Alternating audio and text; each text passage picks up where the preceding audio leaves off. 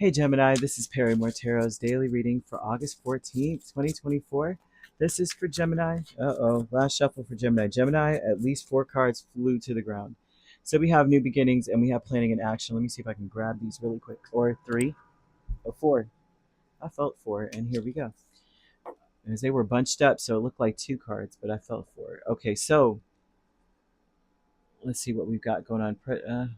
Present power, travel, fragmented energy, and creative endeavor. Something happens. It's like your strength is being creative about what's missing in your life here, which is very interesting. So you would be the type of person, is what they're saying, is like they're showing me a cup, and I don't remember the name of this practice, but it's Asian in nature, where you break pottery, or pottery breaks, and they use gold to put it back together, and somehow it makes it just that much more beautiful and stronger, like a gold alloy. I don't know what they use, but there's a name for it, and I can't remember what it is. I would Google it really quick, but I don't want to take up your time looking up something like that. But they're showing that you have done that, something similar to your circumstances. Like you have made something beautiful out of a not so good situation. Maybe there's a lot missing, and you filled it with something else.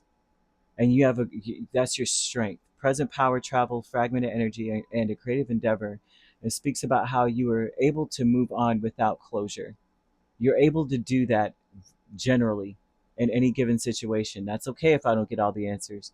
It's not that you make up answers, but you're able to fill in that gap with, you know what, some things I'm not, maybe I'm not privy to it, and that's part of how life goes, kind of vibe. But they're saying with new beginnings is great. The Sun, 5 of Cups, 3 of Wands, and the Ace of Cups. Uh, the new beginnings is a cycle that you may be going through here, and it's really obvious to you that what you're waiting on is a new beginning. You want to reset from the past, you know,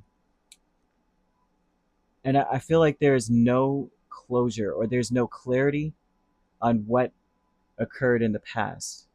Some past energy, whatever this is about sadness, right? 5 of Swords and the Empress with the energy of planning and action. It tells me that people around you may be trying to take advantage of you, and you know, it almost looks like it just you're disappointed, but you're also very hopeful that you can start anew, right? There's something about saying, look, I can start over. I get that you played games, you probably took advantage of me, you probably stole from me, lied to me, betrayed me in some way, threw me under a bus.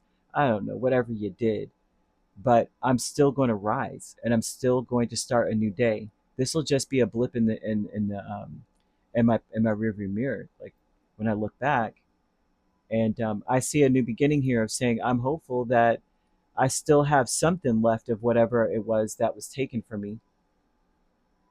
And so it's almost like you're just biding your time till you have a new opportunity. It's giving.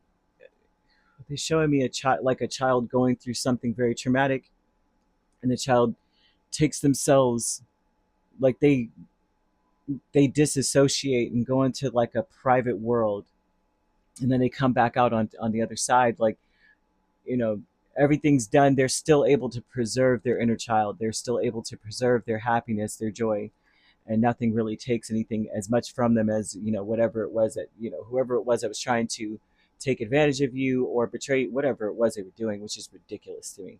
Why you would do this to an empress? You're out of your mind. An empress is not gender specific. Why anyone would do anything to someone who is so powerful is beyond me half the time. um, Half the time. Sometimes I could understand something of what they've done or why they've done it. Motives are very telling, but because sometimes you could be on the dark side of things, right? But I don't see that for you. I see someone who has is able to disconnect from the pain of a situation and say, and still be hopeful, still maintain something within the higher self that says, that's okay. That was just then, that was a small loss. I still win the war. It's okay. Professional assistance is the Chariot and the King of Pentacles. This tells me that there's a person that is coming towards you that wants to help you. They may have